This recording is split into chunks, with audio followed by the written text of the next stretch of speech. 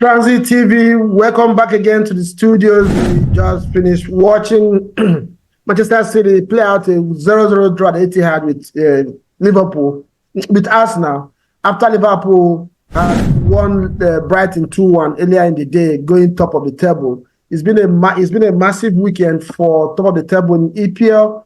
If you have been watching the EPL in a few years now, about 5 years now, Manchester City has dominated this league. And we hardly have a three-horse race in this league.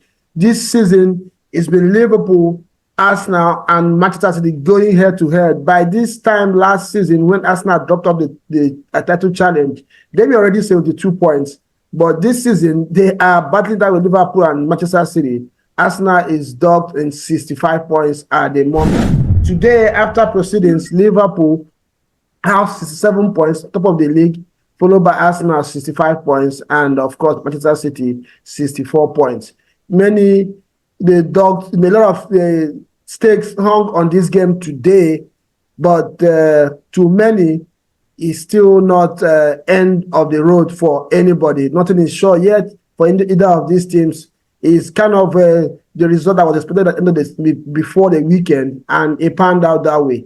And with me to look at this game today, I have Ugum and Shaba, of course, to give you guys insights on how this game panned out today. Guys, you are welcome to the show.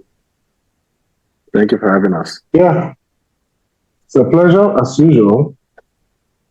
Yeah, guys, let's get into this one. Ugum, let me ask you, as an Arsenal fan, were you okay with the lineup when it came out today?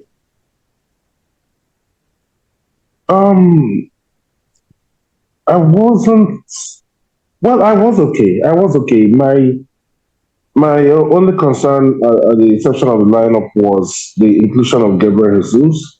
I thought we're going to continue. Arsenal, we're going to go right back to the last team that started the last game, which had us playing as a false nine, flanked by Martinelli and Saka.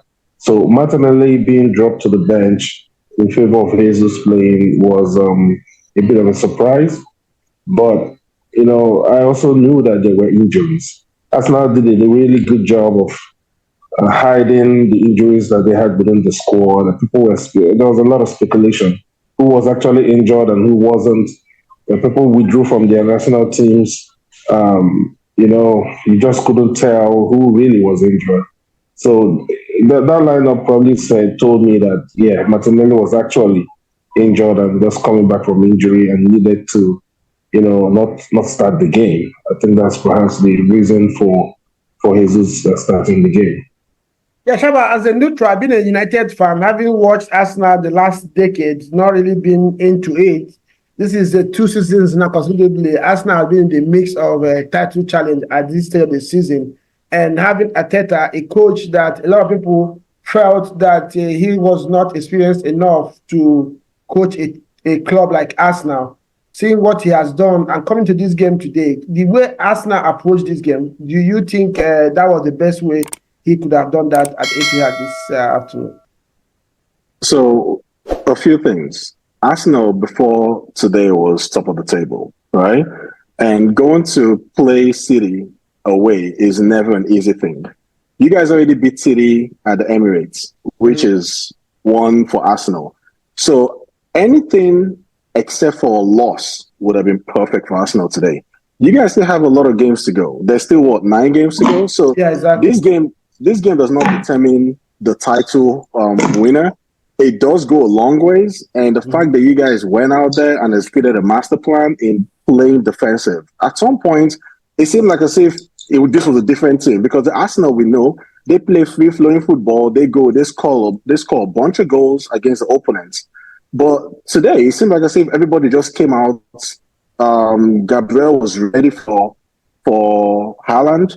Saliba was ready to take on the challenges, and it seemed like Arteta just came in today wanting a draw, and what his game plan pretty much came to fruition. You could see City was very frustrated. Pep made so many substitutions, all attacking, and none of them panned out. Yeah, so let me ask you, like Chabas mentioned there, most of the time, Pep, I've seen him win these games with some kind of tweak, and most of the time he has to involve Kevin De Bruyne. I remember the last game, after first half of fruitless effort, he deployed Kevin De Bruyne on the right side of the team to exploit the spaces that Zinchenko was leaving behind. This game, he put Kevin De Bruyne behind the midfield, in front between the left back and the left center back, then deployed the Foden on the other side of it. It's exactly the same thing. And I see Arteta countered that by putting Declan Rice on KDB and Jorginho on Foden. So this made sure that City didn't have a lot of spaces to exploit Arsenal defensively. They had possession, but they couldn't really penetrate the team. And on the other hand, of course, Arsenal gave up a lot going forward. For you, do you think this was a better approach, or should Arsenal have gone, to do what they've been doing all season? I thought this was a better approach. Prior to this game, I got the question whether this was a season definer, or would I say, is this Arsenal's chance to win the league? Whoever won the game would win the league and all that. And I dismissed that because I knew if EPL is such a complex league that 10 games are a lot of games, right? The only team that perhaps you can say with a degree of certainty that they will win all or most, if not all, of their games will be a club like City, because of what they've done in the past. But again, this year is a bit different from what we've seen from City over the years. This game against Arsenal being a case in point, it's a different season, and I don't think this season, this EPL championship will be decided prior to 3 games left. I would say from the third game left, that's when you can actually start making some calls, because the whole thing is so complex. The teams are well prepared. They are playing with a lot of passion. Talking about the way Arsenal set up today, it was very defensive, but there was a point in the second half that showed me that Arsenal had done their homework. This was exactly what Kevin De Bruyne used to kill Arsenal, not once, not twice. Quick passing on the counter. Quick passing. Like, I saw a point where Saka stumbled on the ball, and De Bruyne managed to escape him and lifted his head. Immediately he lifted his head, Haaland started running. Those guys are telepathic in their understanding. Haaland started making that run, and I saw the two Arsenal defenders, Saliba and Gabriel. Both of them were running and turning their heads up and down, looking at Saka, looking at De Bruyne, looking at Haaland, looking at De Bruyne, looking at Haaland. And they formed something like a straight line that made it impossible for her. De Bruyne, what he would have done, normally De Bruyne would use his instep, his outstep, and do what we call NASA pass in Nigeria. Normally, that's what he would do. Do that pass across the two defenders, right on Haaland's feet. But these guys, the way they positioned themselves, he looked and hesitated, wanted to do that pass. He saw that it wasn't going to work because of the way they positioned themselves. He kept carrying the ball, and by the time he got to the top of the 18-yard box, Tomiyasu had joined, another player had joined, and that chance was gone. This was the kind of thing that he used to kill Arsenal in the past a whole lot. So I saw a team that really did their homework. Everybody patiently stuck to their task. They denied City space to do the damage that they normally would do. Honestly, anybody can call it packing the bus or anything. I thought this was a defensive masterclass. I enjoy attacking football and all that, but I see what the likes of Chief Justice enjoy in defense. When you play good defense, it gives you a lot of satisfaction, especially when you achieve a clean sheet. The aim of doing that. Yeah, exactly. So, Chaba, let me ask you, was it a bad game for Saka, bad show for Saka, or just one of those days, the way the game panned out, that's not really much he could do? And secondly, who impressed you most in the Arsenal team, and why? So first off, let's start by remembering that Saka started playing for Arsenal as a fullback. So naturally, he has that defensive mind until he decided, from what I heard, I don't know how true that is, that he told Arteta that if he doesn't play as an attacker, he's leaving the club, and provisions were made for him. And Saka has gone on to be one of the best right wingers EPL has produced in probably the last 10 years. But today's game, Saka was just off. I don't know what it was. I remember he pulled out from the national team. Now, a bunch of players put out of the national team during this international break. Some because they were saving themselves for the games, some because they were injured. I don't know what the situation was, but Saka was a shell of himself today. Even going back defensively, he was barely there. So to me, Saka's performance was not up to par today. I honestly don't know. I can't speculate. But what I would, if I had to guess, or if I had to bet, I would say he's been playing a ton of games. In the last 2 seasons, I believe he's been one of the first names on the team sheet, be it for Arsenal or be it for England. So he's probably fatigued. And the kid, let's not forget he's 22, 23. Yeah. He's still a very young lad. He needs some time off to recover. Now, when it comes to who impressed me the most, this is not going to be a very, very popular opinion, but I've said this. For me, as an unbiased fan, as a non-Arsenal fan looking from the outside, looking in, Odegaard is what makes that team tick. Yeah. Without Odegaard, oh my God, there was a pass he gave to Havertz.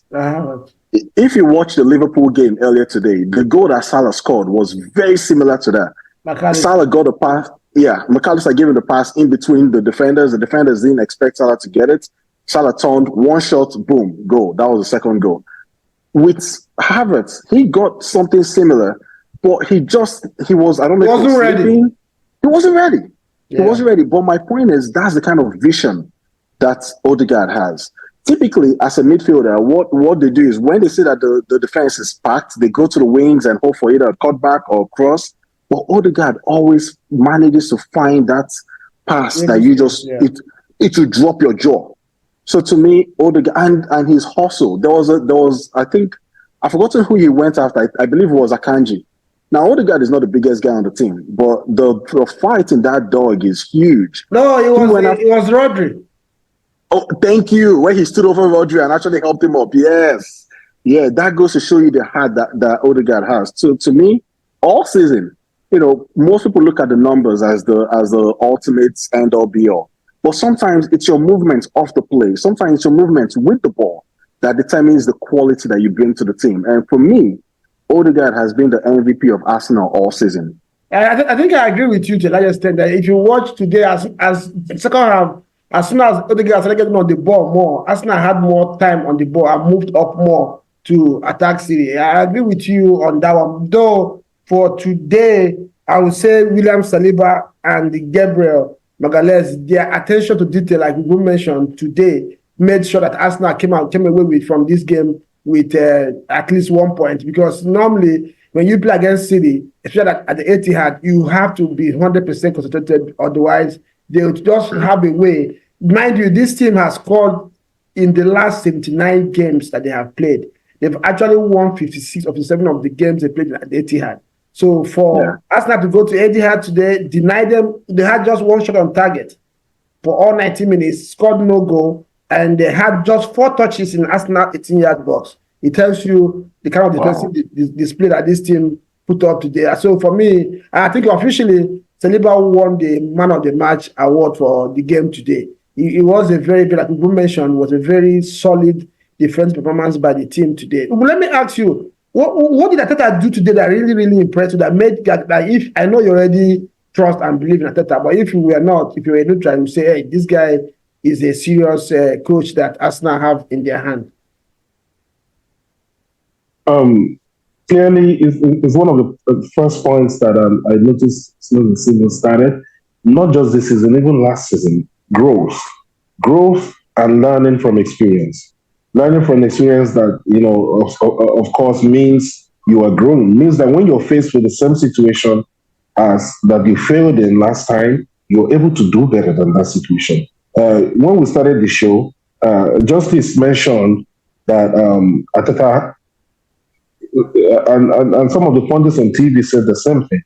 He has succeeded in taking 4 points off both City and Liverpool this season. Very significant, something that's never happened before, right? He's been beaten badly at the Etihad, beaten very badly at Anfield.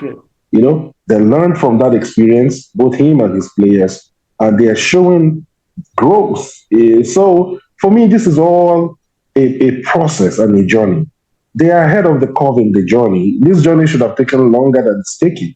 It's a testament to the coach, testament to the players that they've come this far within a couple of seasons, and they are contending for the league, and they have a chance. So that for me, that's what makes me happy as a fan, that the team is showing growth and they're learning from experience. So they showed it today. That's what I would say. So actually, I'm sorry to interrupt. To piggyback on what Bosonos had just said, there was a stat that they showed on Peacock right before, because that's where I watched it, right before the game. And I believe for the last 6 appearances that Arsenal has made at the Etihad, you guys have never picked up any points. Arsenal used to go into these games with damage control mentality. Yeah. Just like you said, this was a huge victory.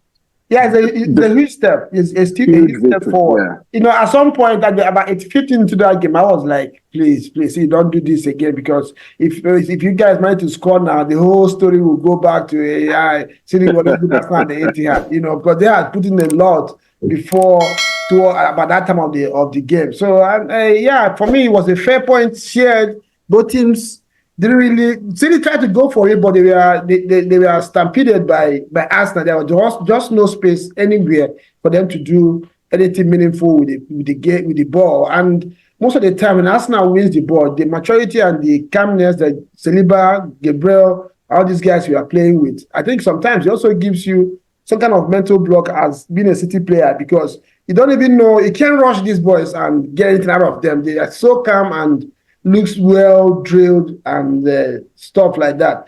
So let's look at what happens going forward. I know Liverpool, many have said they have probably less competitive games to play as against City and Arsenal. And I keep saying the mini Big Six league that you have out there, Arsenal has come up top. Between the Big Six, Arsenal is topping that table, having even played a game or two less. United is worse off from there. And looking at that, City is still going to play Tottenham and Chelsea ahead of the main 9 games that are to come up. Arsenal just has, United and has Chelsea and Tottenham as well. So, Shaba, what do you think? Who has an advantage to win this league, this running? Do you think Liverpool or Arsenal or City? Who will you put your money on if you have to do that? So, just on paper, based on the teams that are left, I'll put my money on Liverpool. Liverpool, yeah. Right? And the reason why I say this is because Liverpool is one of those teams, kind of like Arsenal, kind of like City, unlike Man U. Yeah, when they're playing the small teams, you expect them to come out with results. It's not Man U that will score in the 96 minutes and concede in the 97th minutes. Any Man U fans out there, please, no vex. I'm a Man U fan myself. But if I had to put my money on a team based on how many games that are left and based on the quality of opponents, I'll put it on Liverpool. And it pains me to say that.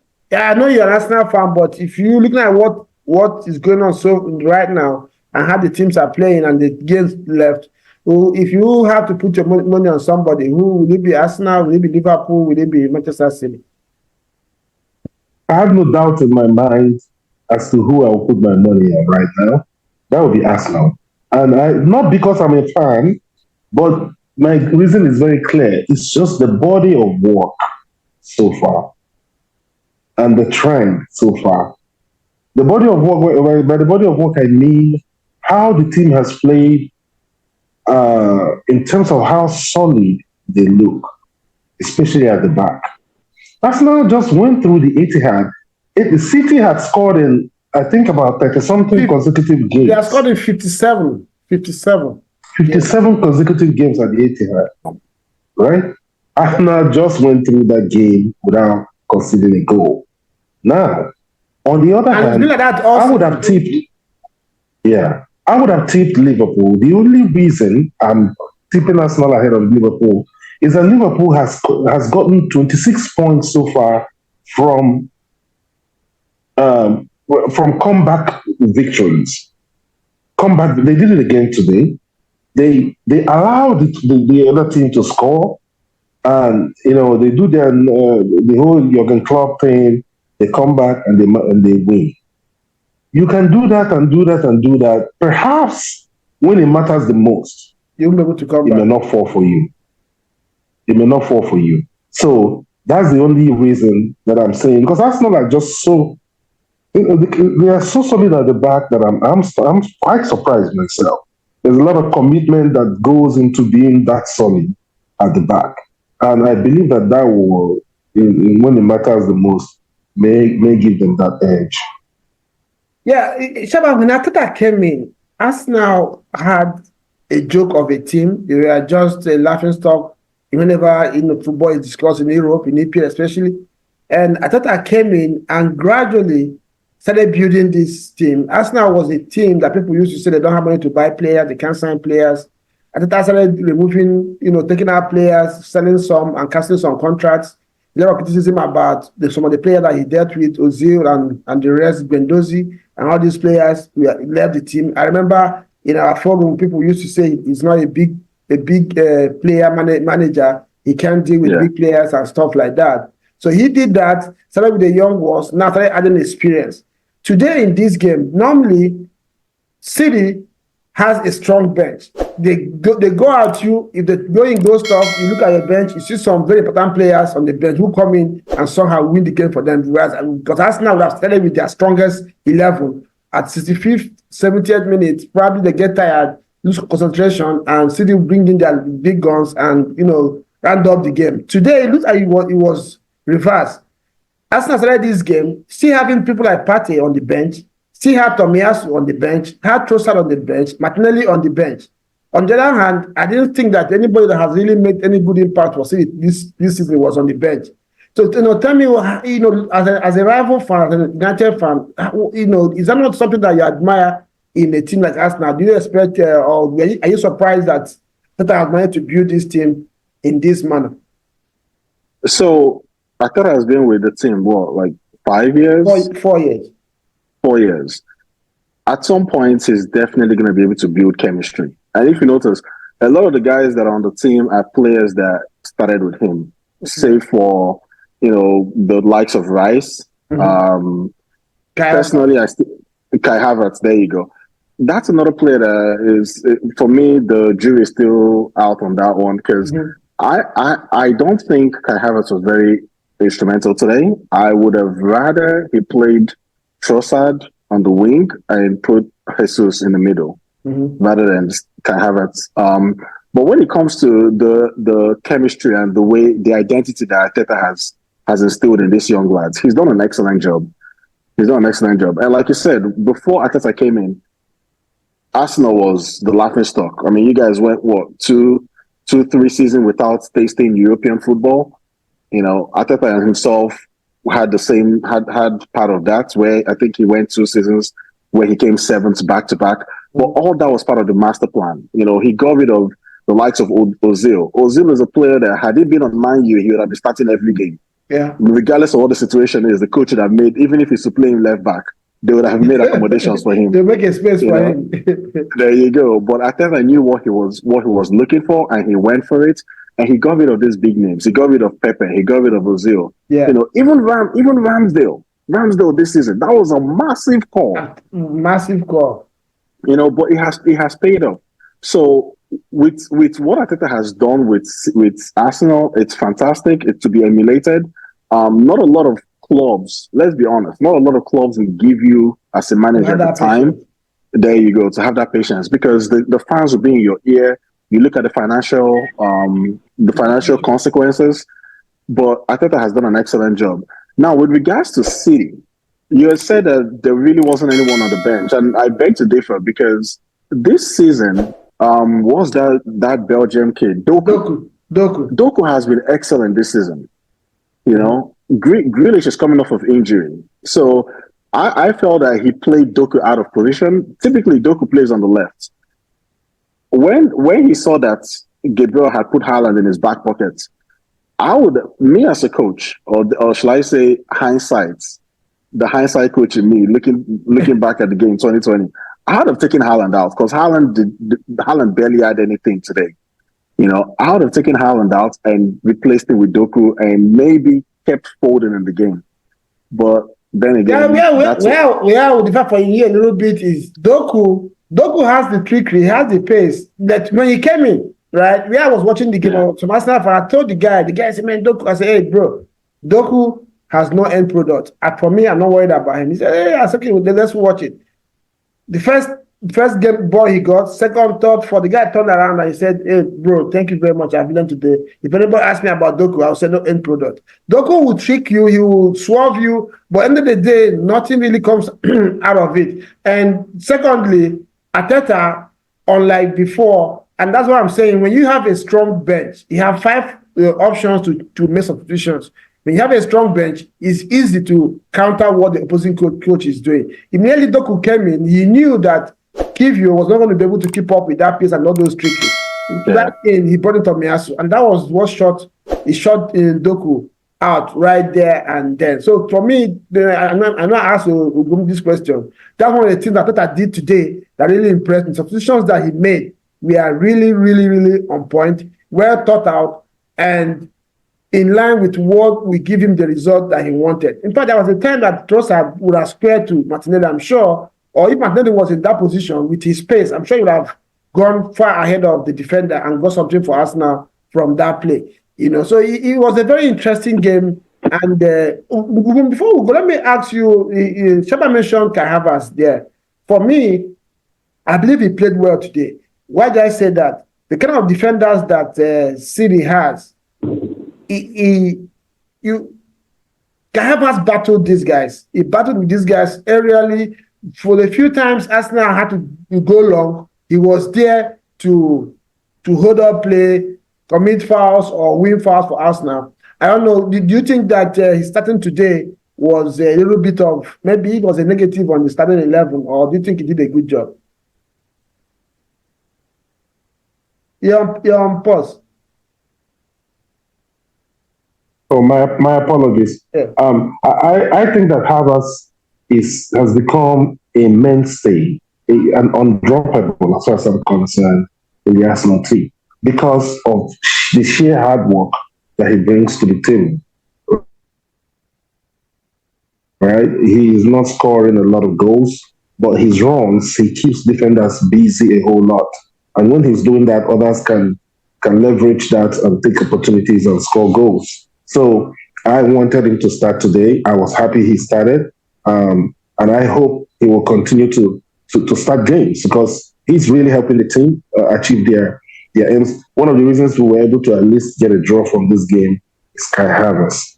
Because, without him disturbing the central defenders, you know how City play. Everybody goes to your own side of the field. They keep you there. They probe for openings. And once they get openings, they kill you off.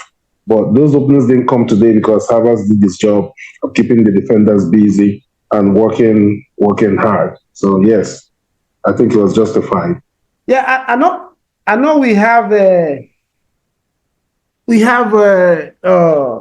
stat that I just mentioned that City has scored in the last 57 consecutive games at the Etihad. But again, this season they have not really kept clean sheets.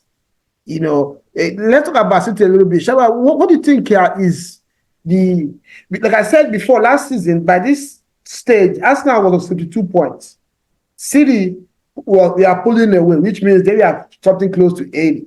As of today, City is on 64 points. Arsenal 65, Liverpool 67. What has changed for City? Honestly, I think a lot of clubs have figured out not necessarily how to beat City, but how to contain City. If you watch the game that Man U played up until I think the 70th, 75th minute or so, Man U seemed to have City exactly where they wanted them, just the same way Arsenal played today. When you go to City, I don't care who you are. There are certain clubs that it's in their DNA to possess the ball, right? The likes of Barcelona, the likes of Arsenal, the likes of City. But when you come to City, you're going to get outpossessed. That is just the bottom line. So what do? You have to now play a defensive game and hope for a counter. And I feel that that's the thing now. A lot of clubs have figured that out. So that's why when they play the smaller clubs, you expect them to smash them the way Arsenal is smashing the other clubs. Mm-hmm. But no, they will end up scoring one goal and they'll hold on to that one goal lead until the end of the game. So I feel that now Pep has gotten to a point where he's been figured out. Once again, not necessarily how to beat him, but how to contain him. Yeah. And also, he has a lot of big egos on his club, in his club, and he's not satisfying all of them. When you have a player like Grealish that costs 100 million sitting on the bench, then who is that kid that he signed from Wolves? I don't even think that kid has played all of one full game. Nunez, there you go. This was a regular starter for Wolves, and someone that actually boycotted his training just to make the switch happen, and he's not starting. When you have these big names, you have Alvarez, who won pretty much everything a player could win last season, and he's not getting the play out there in the games that you'd expect him. Like today, I expected him to get on the field, and I don't think he was substituted in. So it's starting to show that okay, there are other powerhouses there, and they're able to level up. And I think that's a problem. The era of City's dominance is slowly but surely coming to an end. Yeah, I believe so. I said that for those that have watched this channel for a long time, at the beginning of the season, we did a preview of the season. I said that if there is any season anybody will win the league of City, it's going to be this season, because I don't think they are as strong as they have been in the past few seasons, because the players they have lost. Because I also feel there is something that has been going on in City dressing room since last season. It looks like Guardiola have been falling out with some players. Because though last season, if you also remember, last season they started off very badly. For the second half of the season, they picked themselves up and did achieve what they achieved. So on the back of that, I felt that City were not just in the best shape to win the league this season. Guys, let's round up.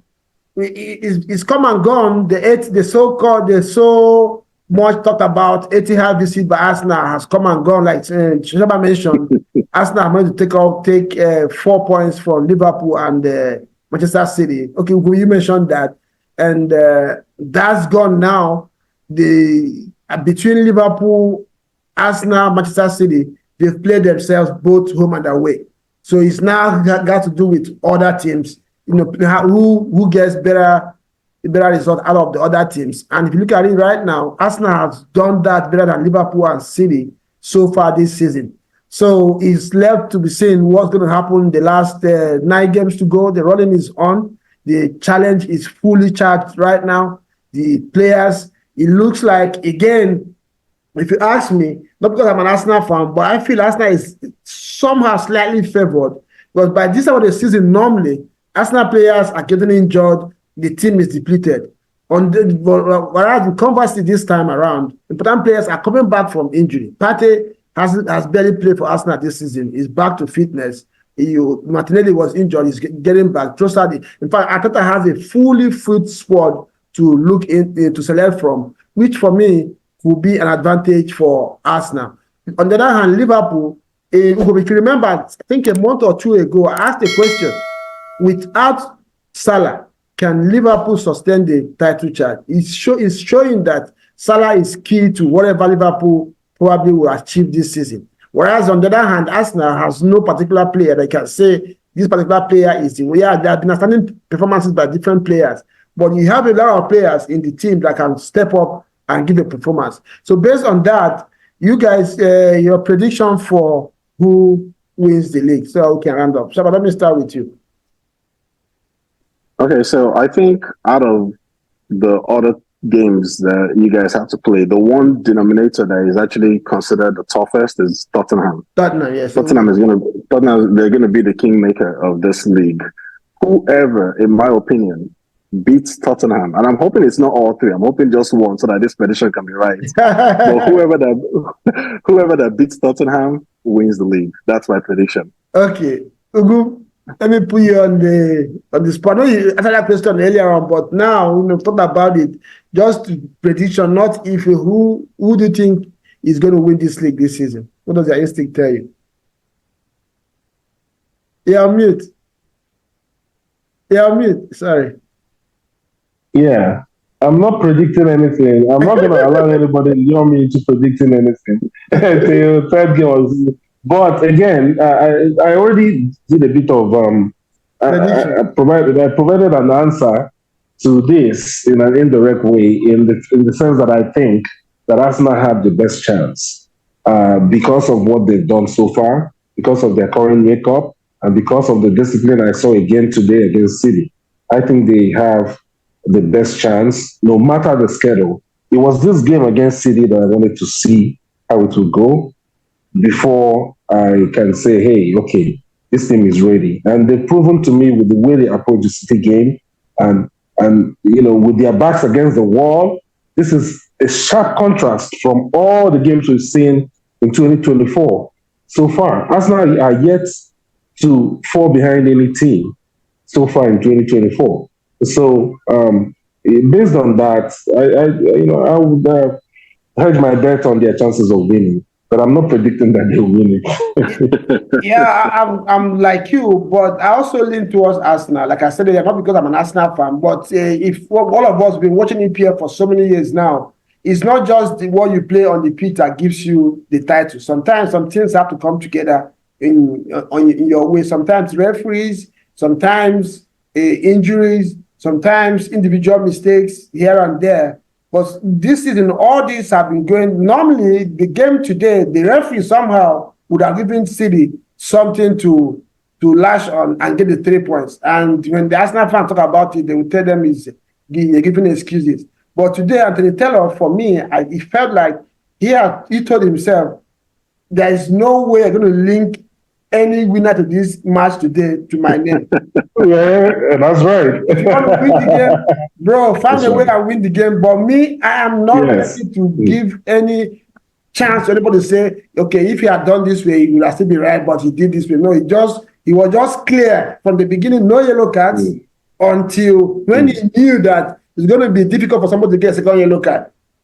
They started giving yellow cards. He was consistent with his calls, with his fouls. Yeah, there might be one or two mistakes, but it was more or less a very fair officiating for both sides. And these are things that have gone against Arsenal in the past.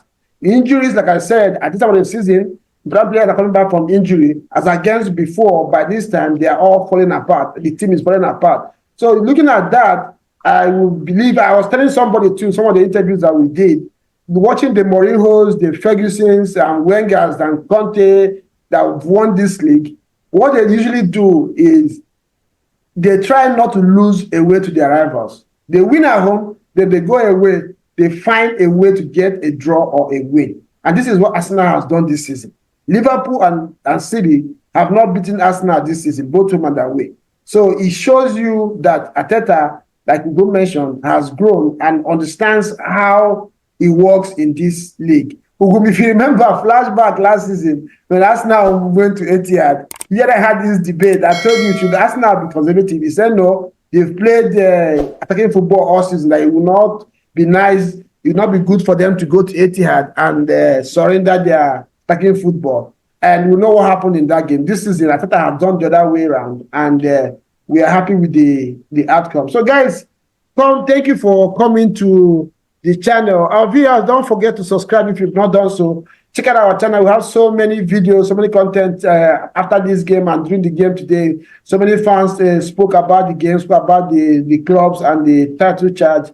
So go to the channel, check out the videos, and let us know what you think as well in the comment section. Transit TV has come to stay. We are doing our best to go around the viewing centers and stadiums and bring you live reaction from fans. We're also going to be all around the preseason games in the United States and bring you live content as well. Guys, thank you for coming to the show. And as the running continues to heat up, we'll see what happens. Next weekend is another tough week.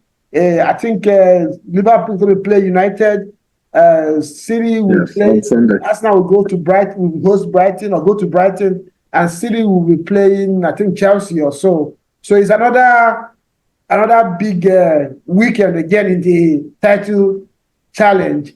Arsenal needs to be very careful. You need to get 3 points so that Liverpool doesn't pull away. Because Liverpool manages to win their game, and Arsenal and City don't win, then it's going to be very difficult for them to play catch up. So we'll see how that pans out next weekend. Guys, thank you for coming, and we'll see you guys next time. Ciao and bye for now. Bye.